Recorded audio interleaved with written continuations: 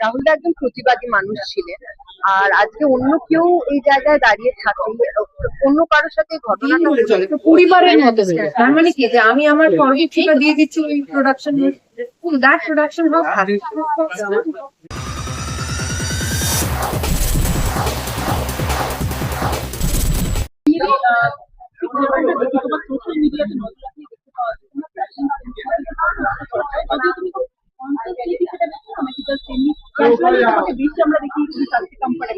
আমি ডেফিনেটলি, আমার মনে হয় আমরা সবাই ক্যাজুয়ালি থাকতে খুবই কমফোর্টেবল, তাই জন্য ওটাকে বলা হয় ক্যাজুয়াল ওয়্যার। আর আমি সবচেয়ে বেশি কমফোর্টেবল আমার oversize T shirts and my linen pants, linen set. আর আমি আজকে সেটা প্রচুর কিনেছি। আর ওদের বিশাল কালেকশন, খুব সুন্দর সামার কালেকশন, যেটা আমাদের কলকাতার, স্পেসিফিকলি কলকাতার গরমে কটন, লিনেন এগুলো খুব ইম্পর্টেন্ট, ব্রিদেবল ফ্যাব্রিক্স খুব ইম্পর্টেন্ট। ওদের একটা সেকশন রয়েছে যেটা হলো পুরো সাস্টেইনেবিলিটি নিয়ে।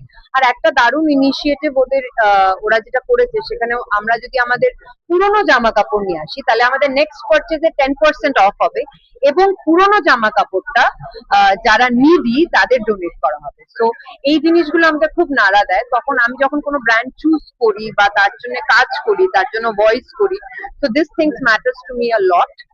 আর ওদের আরেকটা সেকশন রয়েছে যেটা হলো 100% ব্রিদেবল, ন্যাচারাল ডাইস দিয়ে করা। and rest Gen Z এর জন্য প্রচুর কালেকশন রয়েছে, আর আমি মিলেনিয়াল অবভিয়াসলি।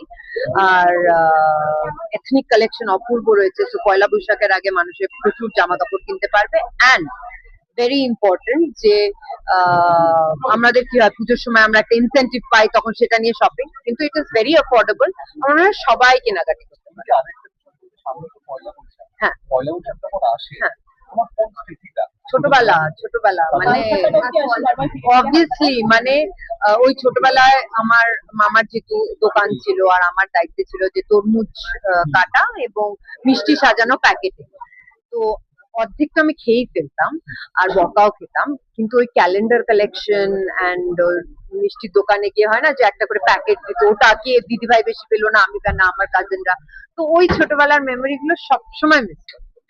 আর ডেফিনেটলি নতুন জামা, যেটা দিদু যখন ছিলেন, তখন দিদু আমাদের সবাইকে কি হতো, আমরা একটা থান হতো, ওই থানের থেকে সবার এক রকমের জামা, মানে ডিফারেন্ট প্যাটার্ন মেবি, বাট এক থানের জামা আমরা পরতাম। তো ওগুলো খুব মিস করি। এই তো আজকে কিনলাম। হ্যাঁ, আমি তো দেখো ভেজিটেরিয়ান, আর আমার হ্যাঁ, এখন গরমে সব মরে যাচ্ছে, বাট এনিওয়েজ চেষ্টা করি যেটুকু করা যায় আর কি। কি যেন বললে তুমি?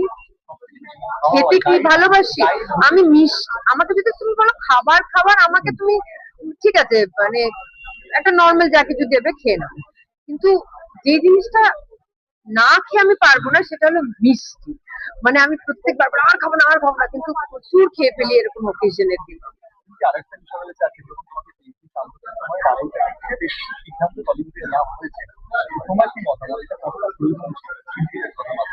দেখো, সবার আগে আমার মনে হয় রাহুল দা একজন প্রতিবাদী মানুষ ছিলেন। আর আজকে অন্য কেউ এই জায়গায় দাঁড়িয়ে থাকে, অন্য কারোর সাথে ঘটনাটা হলে উনিও এভাবেই হয়তো প্রতিবাদ করতেন। যদিও আমার 1:1 আমি ওনায় চিনতাম না, but I have seen his post, how vocal he was. আর কিন্তু আমি এটাও বলবো, জেনারেলাইজ করা উচিত না। আমরা যখন কোনো সিনেমা করি, তখন সেখানে মানে আমি যে কাজগুলো করি বলতে গেলে, সেখানে যদি ফায়ার সিকোয়েন্স থাকে বা হার্নেস সিকোয়েন্স থাকে, প্রপার কেয়ার নিয়ে, প্রপার প্রোটেকশন নিয়ে কাজ করা হয়। কারণ কি দেখো, আজকে যদি আমি ইনজিয়ার্ড হয়ে যাই, প্রোডাকশনের লস, সময়ের লস, সবকিছুর লস। But at the same time আমি যেটা বলছি, যদি যেহেতু গাফিলতি ছিল, ওটাকে মেন্ড করা is very important. Serial background থেকে অনেক দিন ধরে চলে তো পরিবারের মতো হয়ে যায়। তার মানে কি যে আমি আমার পরবর্তীটা দিয়ে দিচ্ছি ওই প্রোডাকশন, দ্যাট প্রোডাকশন আর যা সিদ্ধান্ত নেওয়া হয়েছে আমি আমার